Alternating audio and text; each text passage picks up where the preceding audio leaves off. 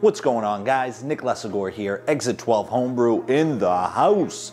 And I'm here on Super Bowl Sunday. I have to can up some beer to be shipped out to some of my buddies in the BrewTubers Online Brewers Club, www.brewtubers.com. This is one of the fun aspects of being in the club, is that you can package your beer, ship it to people. Sometimes they drink it on camera, give you a nice little review. Sometimes they take a video and send it to you privately. Sometimes they send you notes in a Discord DM. We do all our communicating on Discord. But it's really fun because I don't see a lot of people all the time. And I don't have a lot of friends that are home brewers that don't live close, or that live close rather. And so it's nice to get some opinions on the beer. Speaking of beer, here's an update on the Italian Pilsner collab with Gamn Dood Brewing. Today's the Super Bowl, and so it is early February. So we're about 8 weeks away from kegging this bad boy as a finished product. I like to take samples from time to time, especially of beers like this, to see how they're maturing. This is conditioning, has been for a few weeks now. Tough to get a nose through the foam. It actually comes out really, really big malt sweetness. And I get like a floral character, which must be those noble hops we added in the boil. L'chaim.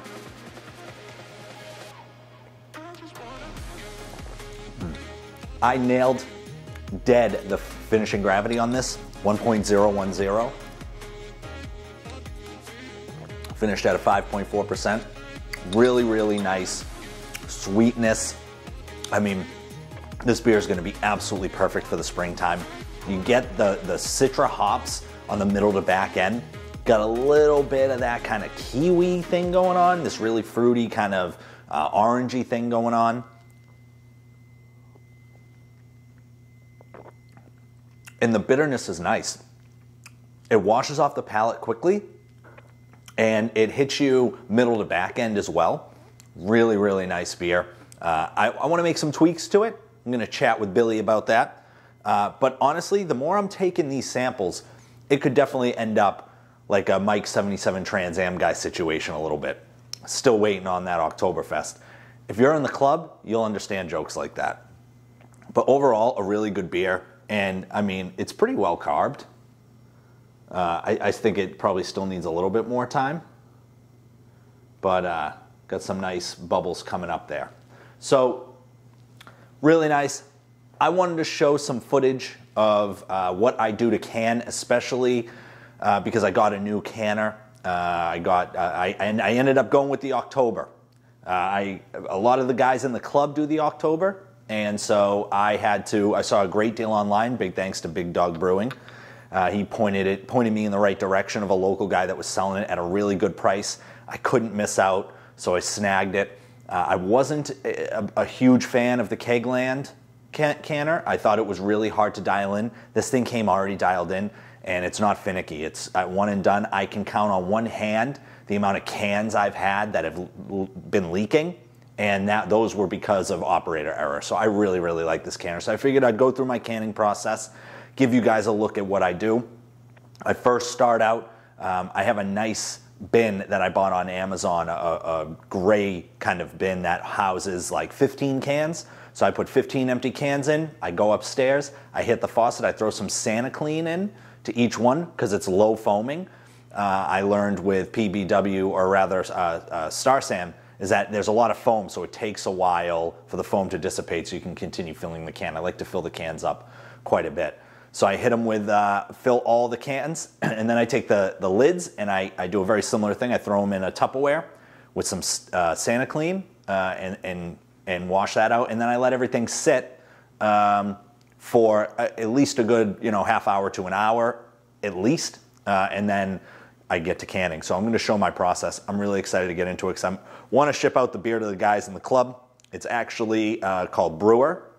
For those of you that follow me on Instagram, my wife and I pseudo-adopted a 19-week-old puppy. Found out he had a congenital heart defect, and we had to say goodbye to him a few months back. So big thanks to everybody that donated for that, but I had to brew a beer in his honor, especially brewed the beer on Black Friday, the day after we said goodbye. And so he's up in doggy heaven right now, and he has a beer named after him in the pantheon of beers named after folks in my life. So awesome, awesome. Really excited. I'm going to can these up. Got about 20 cans going. Going to show my process. Don't hesitate to reach out with any questions, and let's get into this, huh? For those of you interested, before I start canning, I did want to go through what my situation looks like. As I mentioned, this gray tub that I got on Amazon can fit about 15 cans comfortably for me to fill up upstairs. And then a newest addition that I haven't utilized yet, but this was the main reason why I purchased it, is the big 20-pound CO2 container. Having two 5-pound CO2 containers on my canning desk, my canning table was, it was taking up a lot of room. And so I just have this, the 20-pound hooked up to the beer itself. And so that saves me table space. And so I have the Blickman beer gun here, and then some food grade. It's actually SanaClean. So I have SanaClean that I actually ran through water and then SanaClean in 2 separate kegs, which are right there. And so what I do is I let it sit, I let it soak the beer gun. I let the beer gun soak similar to how I do it with the cans. There are the lids. And then another cool thing I wanted to show you was, so there is a can difference.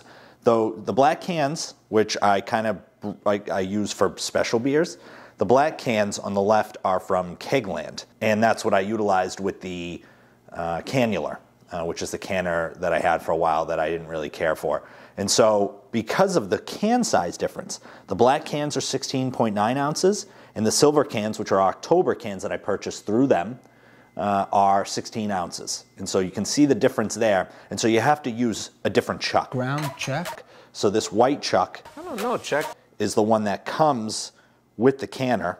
And then the silver chuck, you just call me Chuck? I don't know if you can take a look at the logo on that, is a specially made chuck from none other than Gamn Dood Brewing, my guy Billy, who I collabed with the Italian Pilsner with. So I'm going to use this chuck. Ground chuck? He specially made this because the Oktober canners, you cannot use the 16.9 ounce cans with any of the chucks. I don't know, chuck, that they sell. And so I'm going to put on this special chuck. You just call me Chuck? Which I've used before from Billy, and that's what we're going to use to can up the black cans. Oh, Chuck. Okay, it's time to can up. As you can see, this is my setup. I have the beer keg right below me, out of frame. I have my 20-pound CO2 tank right below me, out of frame. I have my cans here. I have a waste glass for when I have SanaClean or sanitizer in my beer gun. I just pop some in there because I don't want to mix up beer and sanitizer. So I'll pop the sanitizer in there, and then when I start getting clear beer, I'll pop it in here.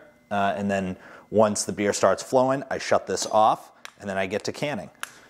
You can't see it, but I have a Tupperware of the can lids that I showed earlier. So I take a can lid, put it on the ground, or on the, I put it on the rag. I then wash the sanitizer that was in the can that I'm going to use over my beer gun. You can probably hear that, but I hit it with gas for about 10 seconds, 10 to 12 seconds. I like to really flush out. Then I start filling the can.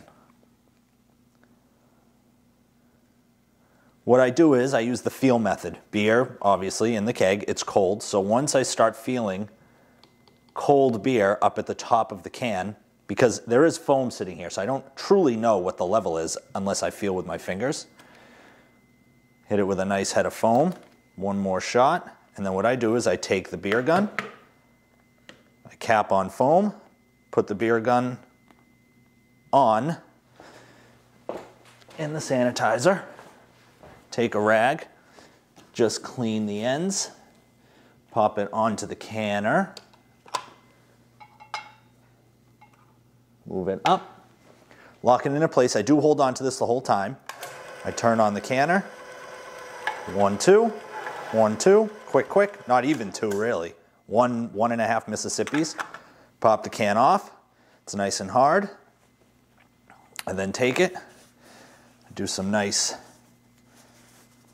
cleaning of it. I just wipe it down. I will be dipping this into water later. And there you go. Fresh can of brewer. So I then take the finished cans, and what I usually do is I'll put them over here. I like to move things around so that I have enough space to do that. And then I continue the canning process.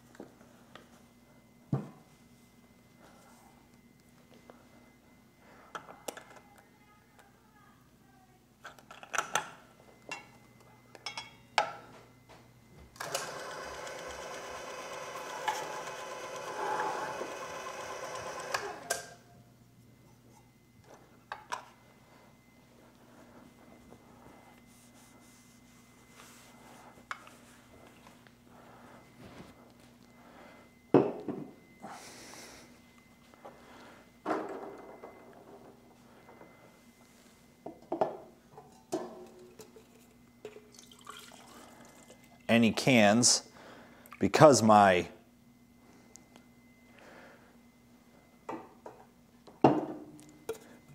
gray bin only fits about 15 cans comfortably, any extra cans that I'm using, I'll put on the ends. Move this a little bit forward. I'll put them on the ends and then bring them into the bin as I'm filling the cans up. I'm gonna pop this on a little bit higher.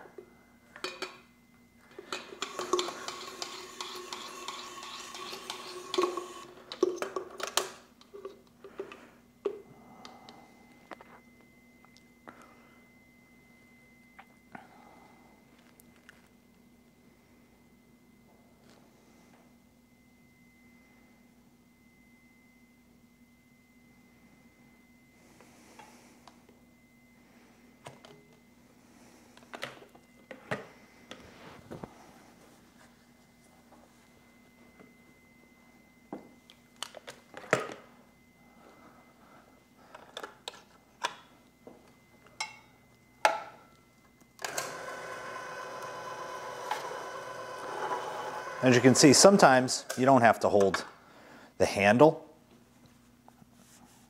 I'm just not so trustworthy. Here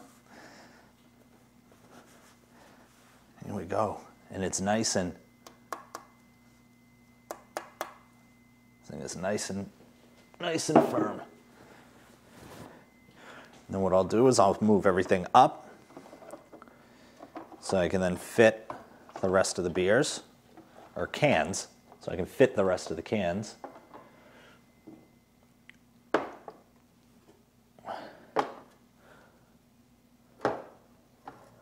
Perfect.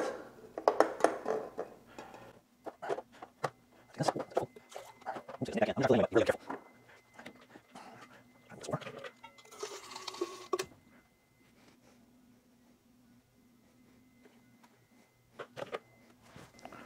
I will say the hardest part is getting around the lines. So the CO2 line on the beer gun can tend to get in the way a little bit. All right. Boom. Easy as that.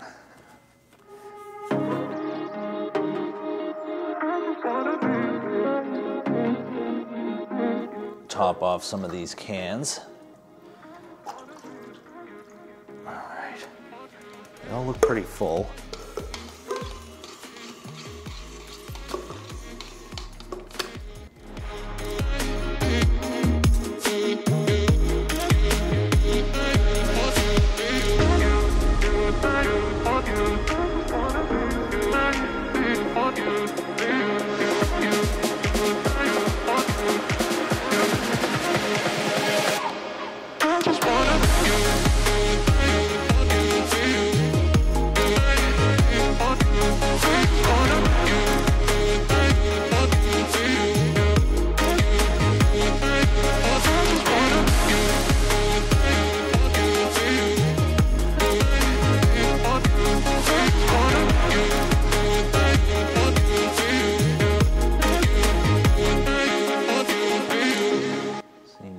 And clean, easy money.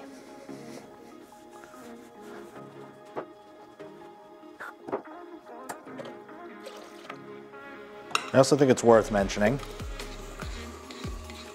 when I'm actually filling the beer, I'm filling at about a 45-degree angle. And I'm filling fairly slow. This is actually going pretty fast, but usually I fill fairly slow, and it's to keep foam accumulation low. So I want to fill with as much beer as I can, and filling on top of foam, the touch method, as I call it, only gets me so far. But filling on foam is the best way to do it, because at least you know you're getting in minimal oxygen. I think using this method to can, unless you have an elaborate setup like Treehouse, it's going to be very difficult to get no oxygen in the beer. But this is a great way to do it, I'm finding. And it's really that easy.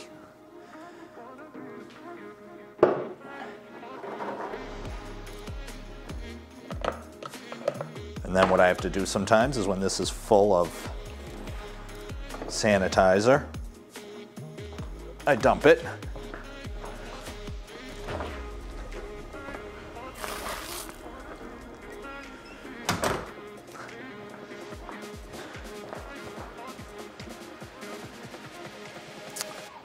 Because I'm just going to refill with sanitizer.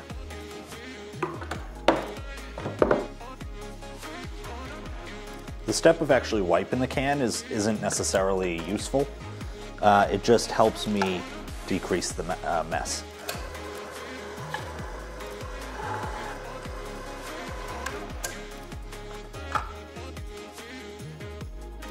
Love it.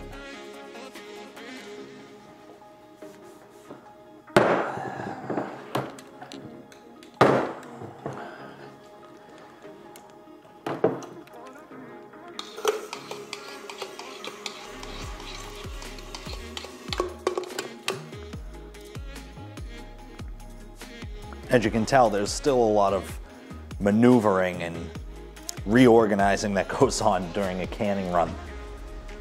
The CO2 line, it gets in my way very often. So I'm thinking about changing it up. What I might do is have the CO2 line to the gun be the 20-gallon tank. That way it's constantly on the, it should be out of my way in that case.